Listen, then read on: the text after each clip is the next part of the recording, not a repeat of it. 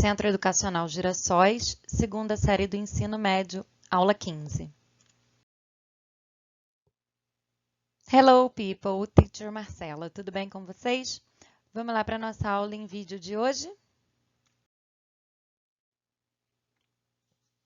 Hoje nós vamos fazer mais um Reading Comprehension e vamos finalizar a parte de Passive Voice. Então, o nosso vídeo de hoje tem o mesmo tema da videoaula de 15 dias atrás, né? Porque a da semana passada foi correção, mas só para que a gente termine essa matéria, finalize de acordo com o livro. Mais uma vez aqui, trago um quadrinho, um slide falando da Passive Voice, certo?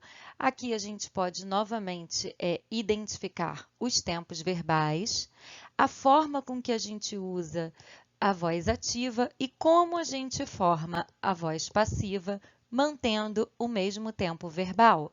Então, ali no primeiro, o present simple, eu tenho I write a letter. E na passive voice, a gente tem a letter is written. Então, o is, estamos seguindo o mesmo tempo verbal do past simple, e o written, estamos com o past participle. E assim a gente faz em todos os tempos verbais. Eu preciso seguir o mesmo tempo verbal para manter, na transformação da ativa para passiva ou vice-versa, o mesmo sentido, ok? Então, aqui, prometo que pela última vez, vamos relembrar os usos da voz passiva.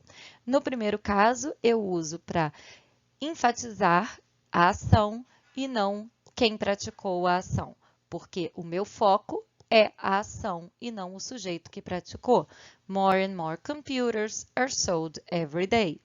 Na segunda situação, o sujeito que praticou a ação, ou ele é óbvio, ou ele é desconhecido. Então, the thief was arrested 2 hours ago. Aqui eu não sei quem foi que prendeu o ladrão, mas aqui pode ser, ou eu tenho a certeza absoluta que foi um policial e por isso ele é óbvio e eu não preciso citar, ou ele pode ser também desconhecido se eu estiver no meio de vários policiais, mas o importante é a ação, ok? E na terceira situação, a gente quer evitar uma voz ativa, né? Com um sujeito alguém, ninguém. Então, que eu use um sujeito desconhecido, tá? Então, eu digo, the bank was robbed. O banco foi roubado, do que eu dizer, alguém roubou o banco, tá bom? Aqui eu não sei quem é mesmo, eu só sei que a ação ocorreu. Então, já que a gente já viu, reviu, decorou e está na ponta da língua com a voz passiva, agora sim vamos para os exercícios da página 10, 11, 12, 14 e 15, mas apesar de muitas páginas, eu selecionei os exercícios que vamos fazer.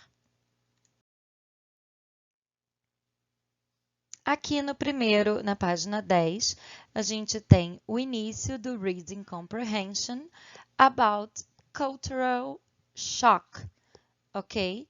Então, vocês vão ler esse texto que está começando aqui na página 10. Vou passar para a próxima página para a gente continuar a explicação. Então, vocês leram lá a página 10, vão finalizar a leitura do texto da página 11 e, com base na leitura desse texto, vamos responder as questões, ok?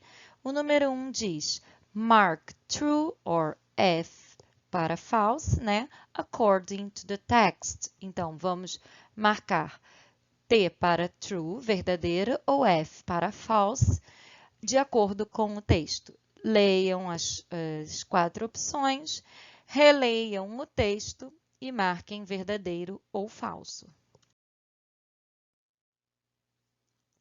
Aqui, no número 3, a gente tem consider the following statement. Aí a gente tem um parágrafo aí considerando a seguinte declaração, né? Taking into account the example of the Navajo fathers in the classroom, answer the next question. Então, levando em consideração, né, o pai Navarro, né, o exemplo que ele deu, de acordo com o texto, vamos responder as questões seguintes. Então, what was the physically visible aspect of the Navarro's father attitude? Não vou traduzir, porque vocês já estão bem familiarizados com o vocabulário de cultura, já trabalhamos ele na aula passada.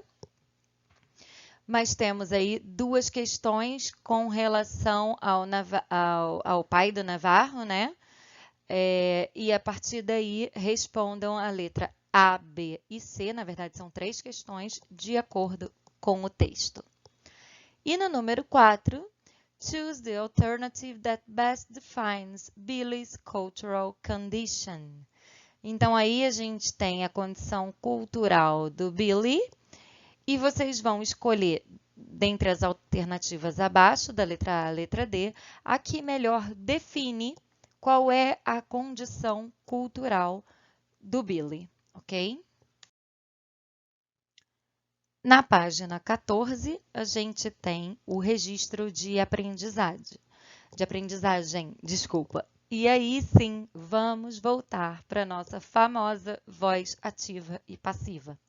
Então, no número 1, according to the grammar rules learned in this chapter, how do we change a sentence from the active voice to the passive voice? Essa questão eu vou traduzir sim, porque aqui vocês vão começar a explicar com as palavras de vocês, de acordo com a gramática que nós aprendemos nesse capítulo do livro e em todas as nossas aulas em vídeo anteriores, como eu transformo uma sentença que está na voz ativa para a voz passiva. Lembrem-se qual a construção gramatical, o que eu faço com o verbo, qual é o tempo verbal que se altera ou não se altera, aí é com vocês. Podem responder em português, mas de preferência, se possível, respondam em inglês. Number 2. Why do we sometimes omit the agent of a passive voice sentence? Give examples to explain your answer. Então, por que algumas vezes a gente omite o agente na voz passiva? Por quê? Em que situações isso acontece? E também deem exemplos que expliquem a sua resposta, ok? Deem os exemplos, pelo menos, em inglês, tá? Number 3. The following quotes were presented in the first reading comprehension section from this chapter. Now put them in their respective passive voice structures. Então, as seguintes citações foram apresentadas na primeira leitura do Reading Comprehension da gente, né? Desse capítulo. E agora coloque-os nas suas respectivas vozes passivas. Porém, essa leitura foi do vídeo anterior. Isso importa, professora? Não. O trecho está aqui. Então, com base nesse trecho citado, vocês vão pegá-lo e transformar de voz ativa para a voz passiva. Não se prendam, se preocupem em voltar no capítulo anterior, no vídeo anterior, porque está tudo aqui. Tudo que vocês precisam para fazer a questão está aqui. E aqui, continuando, na página 15, temos a letra B, C e D do mesmo exercício. São trechos retirados do primeiro texto desse capítulo, né, que trabalhamos no vídeo anterior, mas não tem problema. Tudo que vocês precisam para criar a voz ativa, a voz passiva, está aqui. Ou seja, a frase está dada na voz ativa, vocês transformem em voz passiva. Ok? Prestem atenção nos tempos verbais, mantenham a coerência na hora da transformação. E é isso, pessoal. Como eu disse, apesar de muitas páginas, não eram tantos exercícios assim. Espero que vocês, a essa altura, já não tenham mais dúvidas sobre voz ativa e voz passiva, mas se tiverem, continuem contando com a Teacher. Estou aqui, podem me mandar mensagem, podem falar comigo na nossa aula online, tudo que precisarem, ok? Por hoje é só. See you soon, guys. Bye, bye.